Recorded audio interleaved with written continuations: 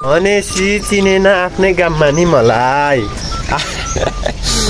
Try पनि देखाउनु पर्यो नि गाइज। आज हाम्रो लास्ट दिन हो नि त, त्यसैले आज चाहिँ हामी 11 क्लासमा सिलाएको कोड त्यतिकै थन्काएर राखिरहेको थियो। 12 क्लासको लास्ट दिनमा लाएर गइदिएको। स्कुल पुगेर प्री बोर्ड दिए भएर म चाहिँ बाहिर केटाहरूलाई पर्खेर बसिरहेको थियो। एकछिन पछि त केटाहरू पनि आइपुगिहाल्यो, प्री बोर्ड नि सकिहाल्यो। त्यसपछि लाग्दिए हामी स्तूपातिर। यता एउटा साथी चाहिँ फेरि तू मेरे से प्यार करती है या नहीं करती ये बता दे तू बस। यस्तै भाइब्समा हिँडिरहेको थियो। एउटा न एउटा त ग्रुपमै हुनै पर्यो, यस्तो होइन त गाइज। स्तूपा पनि पुगिहाल्यो अनि एकछिन त्यतै घुमेर पछिसम्म मेमोरी होस् भनेर केटाहरूसँग पनि फोटो खिचियो। त्यसपछि लाग्दै हामी चाहिँ साथीको रुमतिर पैसा उठाएर चटपट खानलाई। साथीको रुममा पनि पुगिहाल्यो अनि चाहिने सामान जति काटकुट गर्न थालिहाल्यो।